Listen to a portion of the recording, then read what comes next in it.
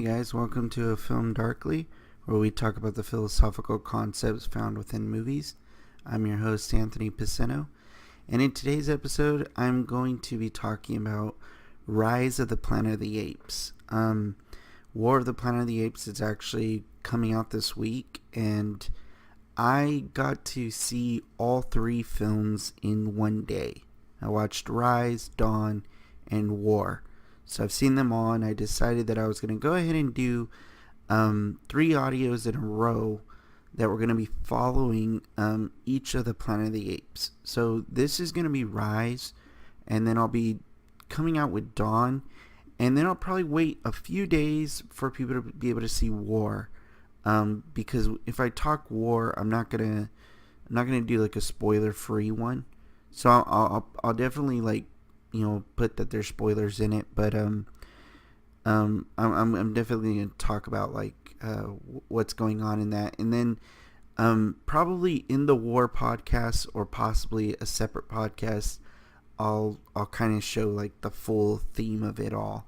But this is gonna be the three-parter, all based on Planet of the Apes and what Planet of the Apes is trying to convey to us in this story of apes, which is really a perspective of human progress.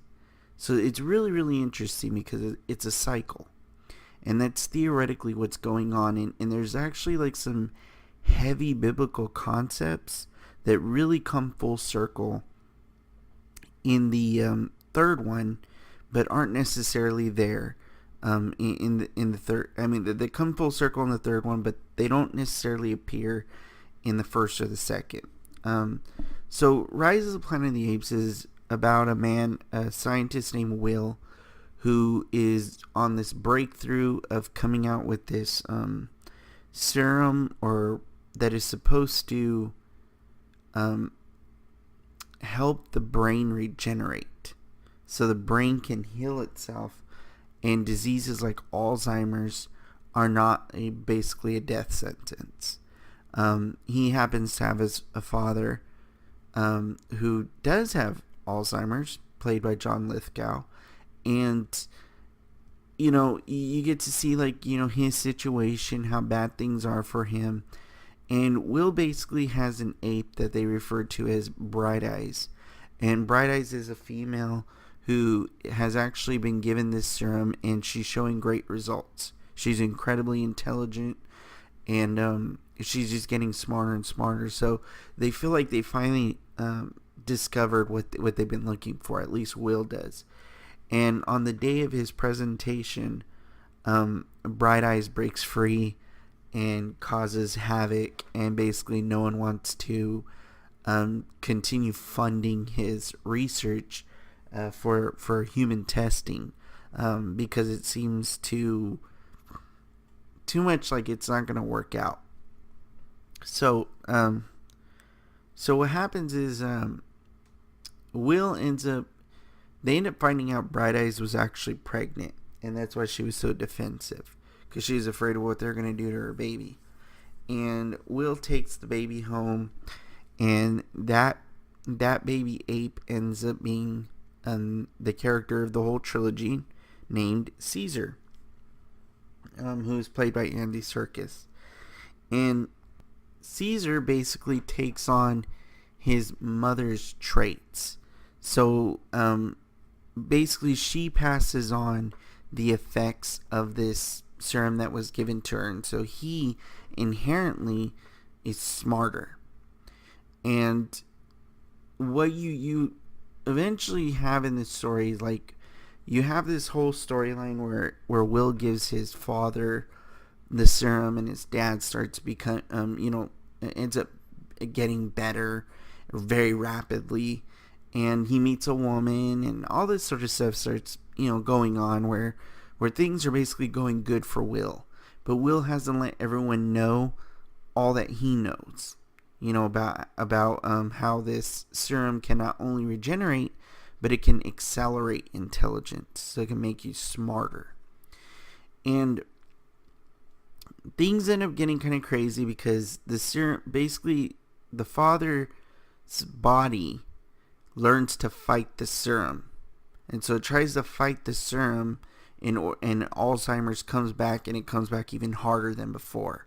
And there's this whole moment where the dad's outside and ends up getting in someone's car, trying to drive it, but he can't. And he ends up getting in a little bit of a scuffle. And Caesar decides, I'm going to go save the day. And he goes to save the day. He ends up biting a guy's finger, and all this stuff happens. And, he ends up getting imprisoned. And during this time is when he feels betrayed. He feels all these things are happening to him. And that's when he starts to become enlightened and realize what needs to happen.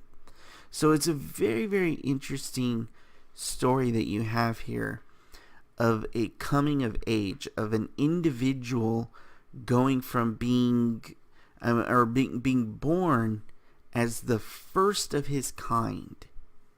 So it's kind of like with human beings. Like at some point, whether you're, regardless of your beliefs, at some point, the human being had their eyes open and was able to actually see the world around them, and they were introduced to the world. And that's what happens to Caesar in this story.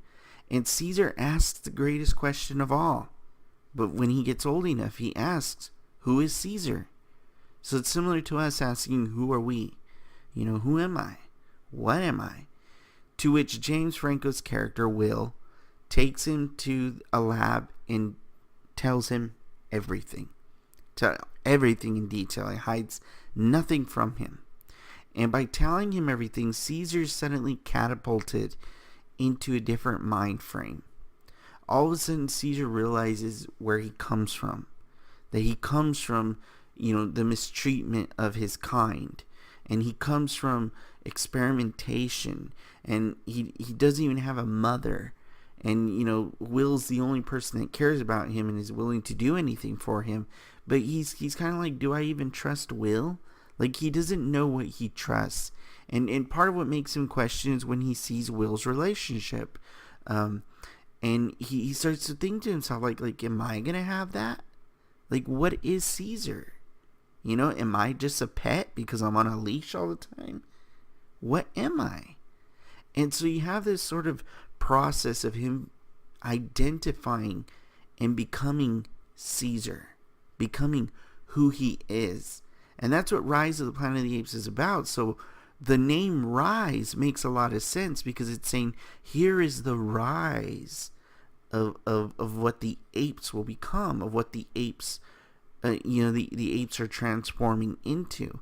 And Caesar is that rise as he gains consciousness and gains intelligence and starts to figure things out. And so it's very reminiscent to human beings, very reminiscent to the Bible, where in the beginning you have God creates mankind, and mankind has a certain amount of intelligence, but it seems mankind is very pure-minded, if you will. Like, it's sort of like in this way where people can't comprehend things in all perspectives and can't see every side of the spectrum. And God gives one commandment, not to eat of the tree of the knowledge of good and evil. And they decide to eat of it. And when they eat of it, Adam and Eve, they have their eyes open and suddenly they realize they're naked.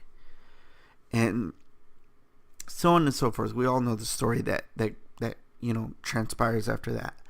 But the point is that this is that moment for Caesar, where Caesar is the first of his kind. He's that first ape that can see. And now that he could see, he's starting to realize where he fits in the world. And he's starting to realize he's not like everything else. He's not even like his own kind. So after the events happen, where his father, where the grandfather, or John Lithgow's character, is saved by Caesar. Caesar gets imprisoned with apes, and when he does, he realizes, one, he's smarter than almost all of them, or he is smarter than all of them. There's no almost about it. He is. I just said almost because I think of the orangutan Maurice, because Maurice is actually the only one who could communicate with Caesar because he knows sign language. So what you have though is Caesar's in this prison and he feels really betrayed by Will. He feels betrayed and he sees the ugliest side of human beings. So first he's catapulted into realizing where he comes from. He's sort of like an accident. He's not supposed to be here, but he is, and nothing's like him. And then he actually gets introduced to what it is to live an experience where people don't treat you like you're anything special. And he starts to see what his people are. And his people are what? They're oppressed. So Caesar rises up like a Gandhi, like a Martin Luther King. He rises up as this individual who says, I cannot allow this. Now he does a little manipulating of his own, and he decides to use the Alzheimer's medicine, which is, I think it's called AZ122, I think is what it's called, because I think later it becomes 123 or 1123, something like that. But he uses it on the apes and he makes them smarter, and then they figure out a way to break out. He gains his power. He does all these sorts of things. And, that's how they escape. So they go off into the world because he rises up. And so this also is very, reminiscent of, or sort of like an allegory of the poor, the oppressed, rising up and realizing we don't have to be oppressed. We can get above this.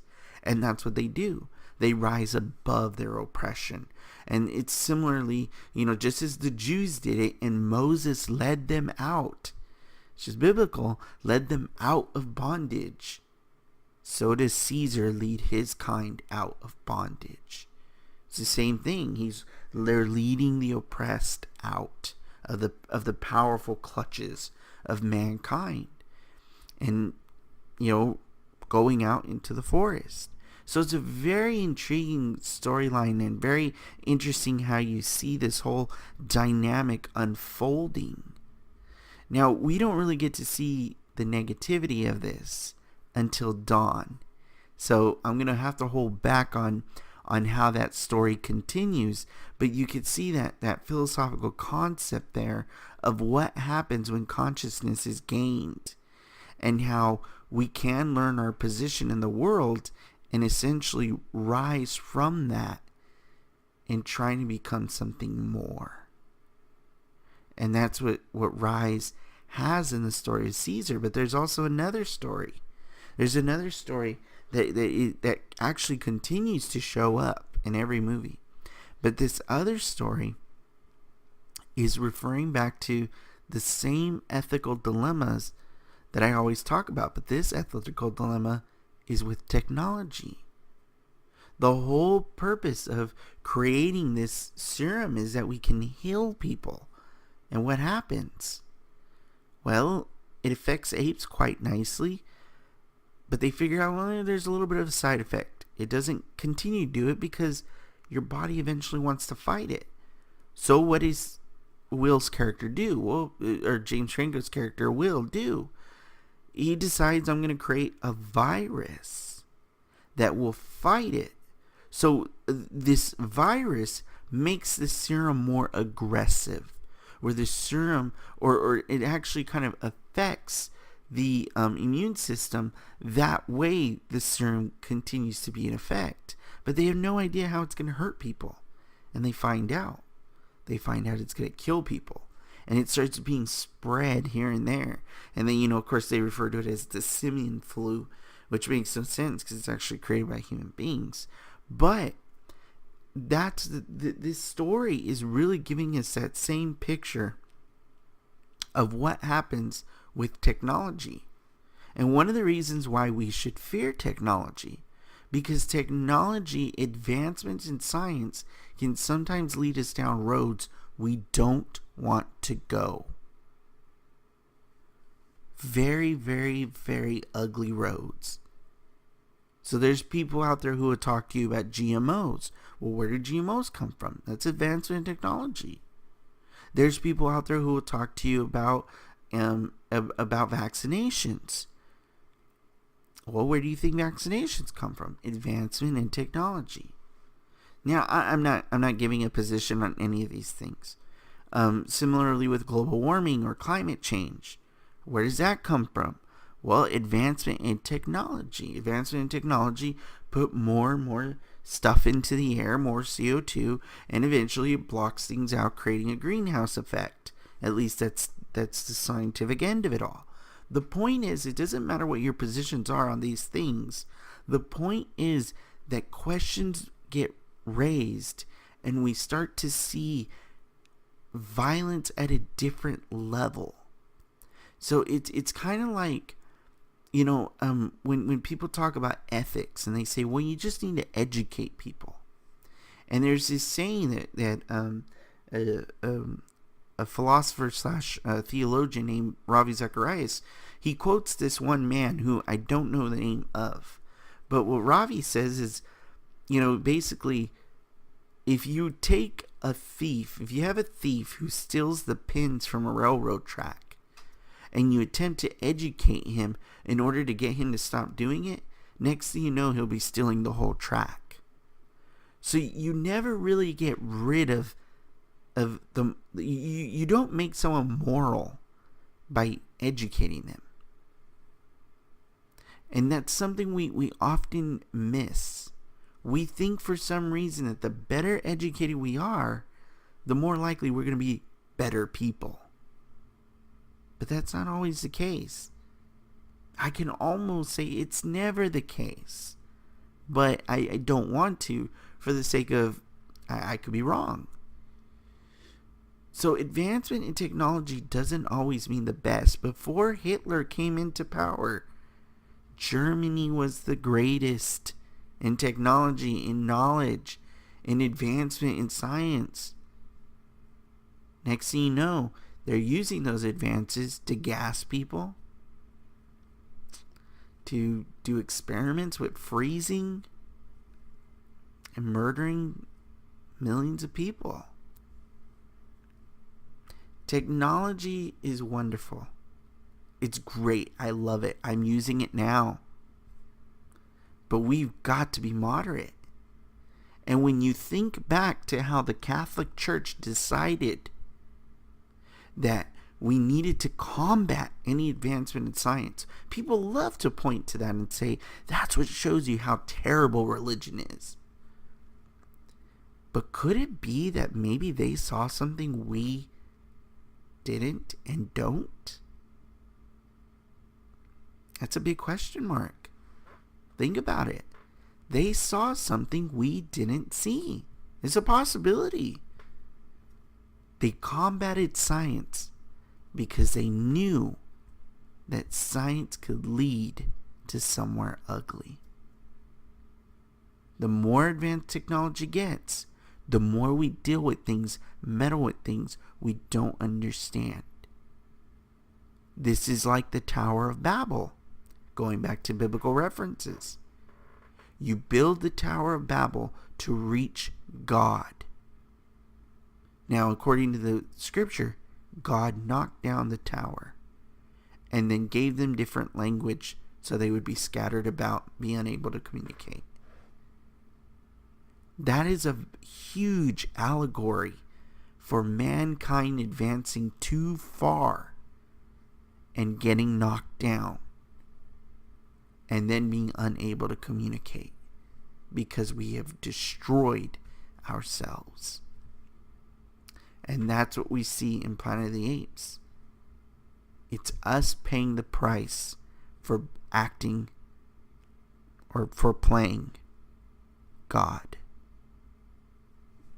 Well, that's it for today, guys. I hope you enjoyed the show. Don't forget to like and subscribe or follow.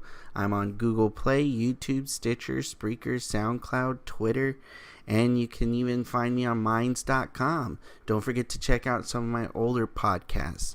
So I hope you guys enjoy your day, and thanks for listening.